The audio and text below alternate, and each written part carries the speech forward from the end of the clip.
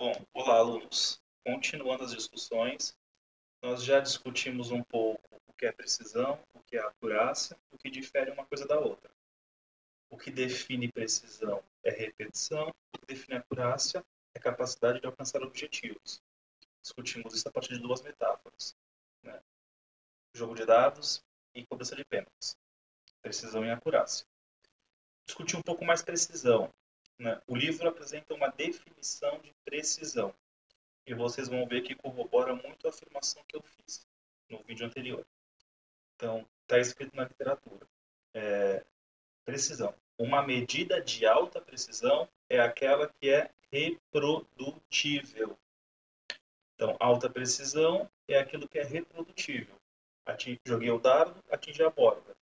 Joguei o dardo, atingi a borda pela segunda vez. Joguei o dardo, atingi a borda pela terceira vez. Pela quarta, quinta e sexta. O resultado foi reprodutivo. O resultado é reprodutivo.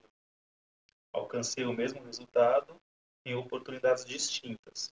Isso me garante dizer que aquele lance de dados teve precisão, embora não tenha tido acurácia. Né? Então, o que define precisão é reprodução. Isto é, cujos valores são semelhantes em cada aferição.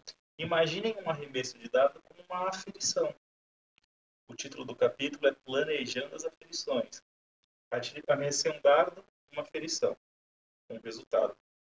Arremessei o dado pela segunda vez, o mesmo resultado, segunda aferição. Arremessei o dado pela terceira vez, mesmo resultado, ainda que seja um resultado não satisfatório, terceira aferição. Reproduziu as aferições, os resultados se reproduziram, isso garante precisão. A acurácia é uma outra história. Reprodução define precisão.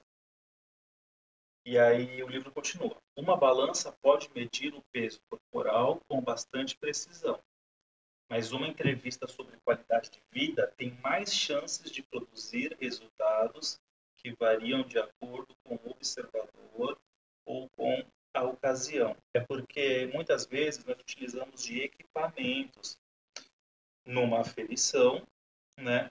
E esses equipamentos acabam sendo fundamentais para a obtenção de resultados e, por sua vez, vão definir a precisão e a acurácia, né, de uma aferição. Então, os resultados acabam sendo dependentes desses equipamentos. E aí envolve regulação de equipamentos. Né? Então, ele vai dizer, às vezes é mais fácil você partir com um questionário de qualidade de vida do que depender desses recursos tecnológicos. Né?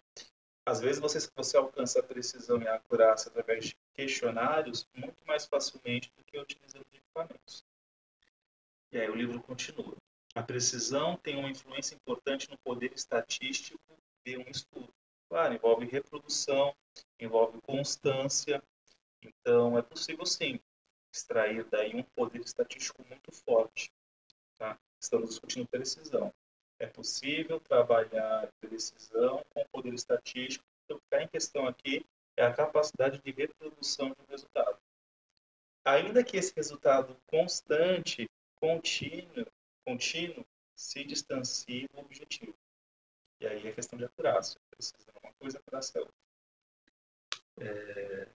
Quanto mais precisa for uma medida, maior o poder que um determinado tamanho de amostra tem para estimar os valores médios e testar hipóteses. E aí dialoga com a questão do tamanho da amostra e hipóteses, né? Embora esses temas sejam tratados em outros capítulos. A precisão, também denominada reprodutibilidade, olha o que o livro diz, a precisão, ou seja, também denominada de reprodutibilidade, confiabilidade e consistência, é afetada pelo erro aleatório. O que põe uma precisão em questão, em xeque, em suspenso, são os erros. Tá?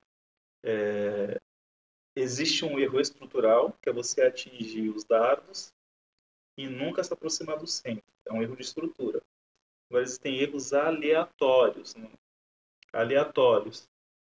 Que se devem ao acaso, por isso que são aleatórios. Quanto maior o erro, menor é a precisão da aferição. E aí o livro discrimina 3 principais fontes de erro das aferições. Variabilidade do observador, é causada pelo observador, inclui aspectos como a escolha de palavras em uma entrevista e a habilidade no manuseio de um instrumento mecânico. Então tá. Aqui ele está falando de aplicação de questionário e de regular bem equipamento, né? O erro aleatório, ou seja, aquilo que impede uma precisão, pode estar muito associado a uma pergunta mal formulada num questionário ou numa regulação, uma má regulação de algum equipamento pelo observador. A literatura chama isso de variabilidade do observador. Contra a precisão, contra a reprodução, o observador pode atuar de modo maléfico, tá? Desviando os resultados. Então, essa é uma possibilidade, contra a precisão. A segunda possibilidade é a variabilidade do instrumento. É causada pelo instrumento e inclui mudanças em fatores ambientais. Então, por exemplo, temperatura, desgaste de componentes mecânicos, diferença entre os lotes dos reagentes e etc. Utilizar lotes diferentes de reagentes pode ser que interfira nos resultados, né? Composição química, desgaste de componentes mecânicos. Então, você usa um equipamento novo, um equipamento muito utilizado, talvez ele crie alguma variação no resultado, tá? E aí a gente não consegue reproduzir resultados constantes, porque diferentes aparelhagens interferem nos resultados e geram resultados diferentes. Já que a precisão precisa de reprodutibilidade, então é muito importante que esses equipamentos auxiliares estejam muito em sintonia. Muito em sintonia. Isso causa uma variável de pesquisa, que ele chama de variável de instrumento. Primeiro é do observador, depois a variável de instrumento. E aí o livro traz a questão da variabilidade do sujeito. Deve-se à variabilidade biológica intrínseca aos sujeitos da pesquisa, e não está relacionada às variáveis em estudo.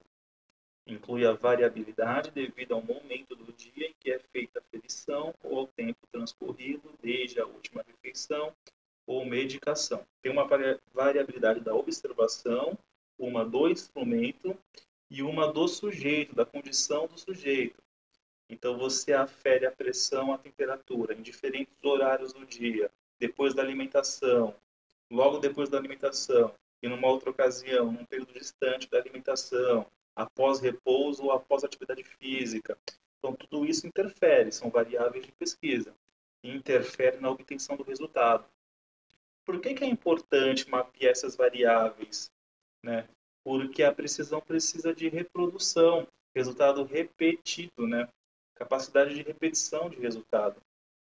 Então, você quer, por exemplo, obter um nível de temperatura constante em diferentes aferições, então você precisa mapear muito bem o momento em que se deu aquela aferição, e a aferição anterior, e a anterior, e aquela que foi realizada há dias atrás. Então você precisa mapear os atenuantes, né?